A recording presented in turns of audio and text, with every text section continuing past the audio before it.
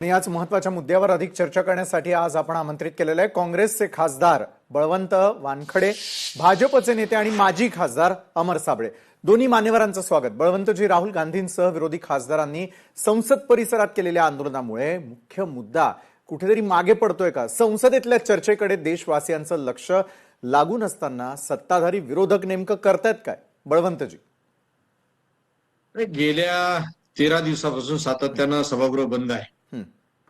आमची साधी मागणी आहे की जे जंतर मंतरवर आमच्या तरुण मुलांवर उद्याच्या भविष्यावर जो लाठीचार्ज झाला, जे पॅलेटनं गोळ्या चालवल्या गेल्या, अन्वित त्यांचा शर झाला, त्याचं स्पष्टीकरण हा आदेश कोण दिला हा गृहमंत्र्यांनी सभागृहात येऊन सांगावं. जी राम मंदिराची चोरी आहे त्या राम मंदिराच्या चोरीचं काय झालं हे सभागृहात गृहमंत्र्यांनी येऊन सांगावं. एवढी साधी मागणी आहे आणि ते मागणी त्यांना मान्य नाही, कारण ते त्यांच्यापासून पळ काढतायत आणि उलट्या बोंबा अशा करतात की विरोधकांना चर्चेत रस नाही, चर्चा करू द्यायची नाही. पण मी तुम्हाला प्रामाणिकपणाने सांगतो सभागृहातलं की विरोधक पूर्ण चर्चेसाठी तयार आहे. फक्त आमची मागणी अशी आहे की गृहमंत्र्यांनी या संदर्भात निवेदन करावं, एवढी साधी मागणी आहे. परंतु गृहमंत्री यापासून सगळ्या गोष्टीपासून पळ काढतात. सभागृह चालू झालं तेव्हापासून जवळपास 13 दिवस झाले. 13 दिवसात पैकी एक दिवस सुद्धा गृहमंत्री, आपल्या देशाचे गृहमंत्री एक दिवस सुद्धा सभागृहात आले नाही. पंतप्रधानांचं सोडा, पण गृहमंत्री सुद्धा एक दिवस सभागृहात आले नाही. बरं बळवंतजी, तुम्ही म्हणताय की प्रामाणिक इच्छा आहे विरोधकांची चर्चा करण्याची. अमरजी, मग सत्ताधाऱ्यांना नेमका इश्यू काय आहे? विरोधक सतत राम मंदिर देणगीतील कथित गैरव्यवहाराचा मुद्दा, विद्यार्थ्यांवरील लाठीचार्जचा मुद्दा उपस्थित करताय. सरकार सविस्तर निवेदन का देत नाहीये? अमरजी,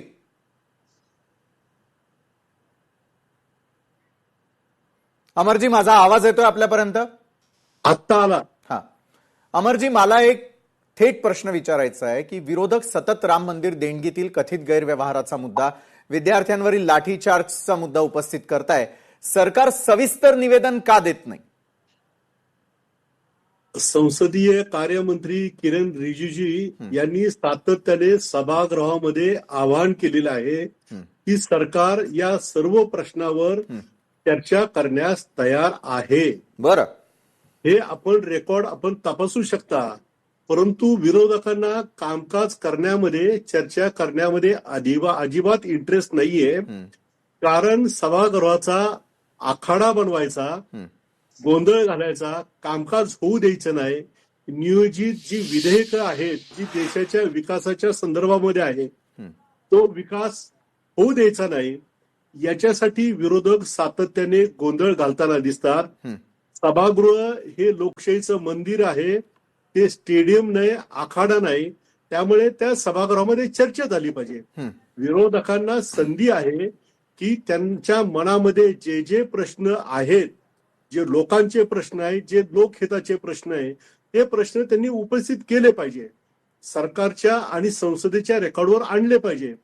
परंतु एका विशिष्ट मुद्द्याचा, एखाद्या विशिष्ट व्यक्तीचा आग्रह धरणं, याचा अर्थ असा की तुमचा हट्टाग्रह आहे, तुमचं कामकाज करण्यामध्ये इंटरेस्ट नाही.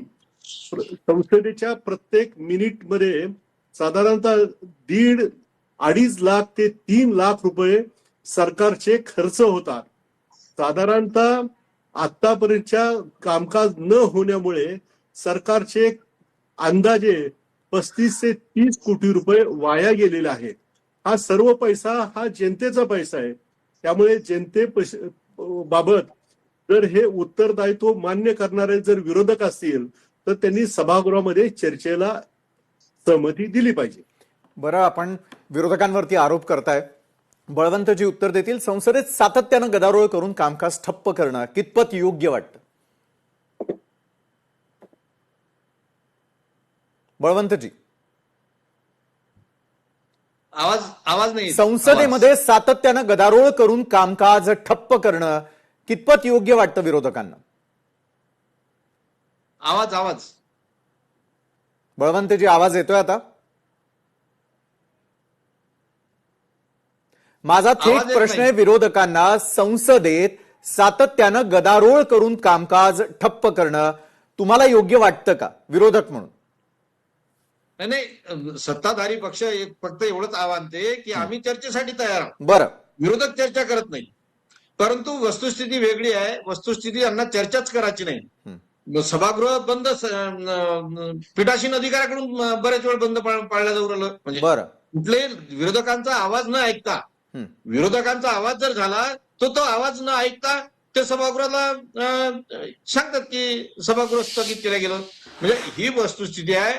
आणि जे किरण रिजिजू सांगतात ते फक्त बाहेर जनतेला काही संदेश जावा याच्यासाठी ते वारंवार सांगतात की आम्ही सरकार तयार आहोत. आज तुम्ही माननीय राहुलजी गांधी यांची पत्रकार परिषद पाहिली असेल. त्याच्या आमच्या मुली आहेत, त्या मुलींनी जी काही आवृत्ती होती ती सांगितली. मग याचा न्याय मागावं नाही का आम्ही? याचं उत्तर मागावलं नाही पाहिजे का? याचं उत्तर आम्ही मागतोय. तर ते फक्त चर्चा करायसाठी तयार आहे सांगते. चर्चा करायसाठी तयार गृहमंत्र्यांनी यावा ना सभागृहात आणि सभागृहात सांगावं ना की हे गोळीबाराचा आदेश मी दिला नव्हता, यानं धमक्यानं दिला किंवा कोणा अजून कोण दिला हे असं स्पष्ट सांगायला पाहिजे होतं ना. परंतु ते कुठलाही त्यांचं निवेदन नाही, सरकारकडून त्याच्यावर एक वाच्यता नाही. उलट हे जे मुलं आहेत त्या मुलांना देशद्रोही ठरवण्याचं काम सध्या ते चालू करत आहेत. हे मुलं देशद्रोही आहेत म्हणून. ह्या अशा पद्धतीनं जर सरकार वागत असेल तर आमचं काम आहे पहिले सभागृहात या संदर्भात चर्चा झाली पाहिजे. या सभागृहात त्याचं उत्तर आलं पाहिजे. माननीय गृहमंत्र्यांनी स्पष्ट सांगितलं गेलं पाहिजे की आमच्याकडून चूक झाली.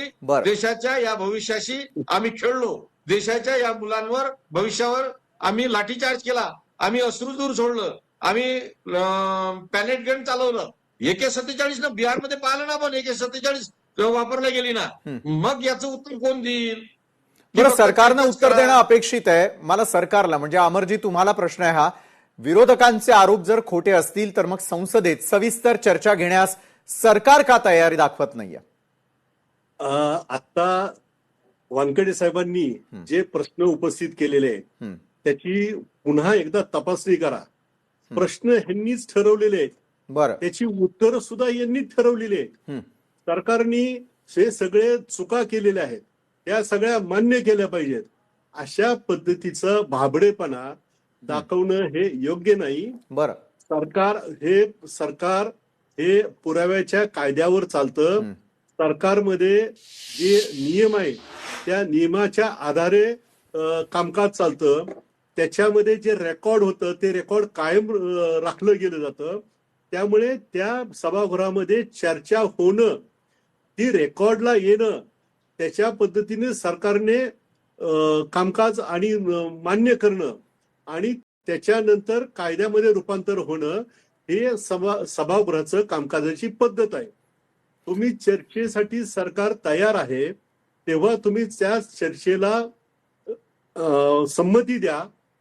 तुम्ही तुमचे प्रश्न उपस्थित करा. सरकार पक्षातर्फे येणाऱ्या उत्तरं ऐकून घ्या. त्याच्याबद्दल तुमचे काही आक्षेप असेल तर ते आक्षेप नोंदवा.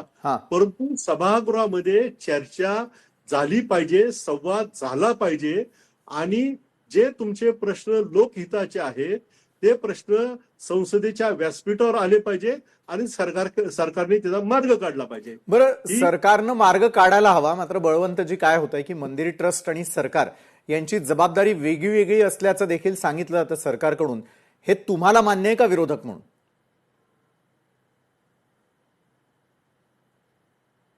बळवंतजी, प्रश्न, मंदिर ट्रस्ट आणि सरकार यांची जबाबदारी वेगळी आहे सरकार नेहमी सांगतं, हे विरोधक म्हणून तुम्हाला मान्य आहे का? प्रश्न लक्षात नाही आला. आवाज.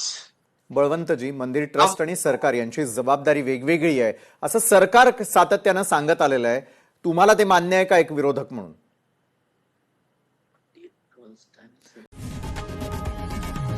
लोकशाही मराठी ऐका, पहा, जागरूक रहा.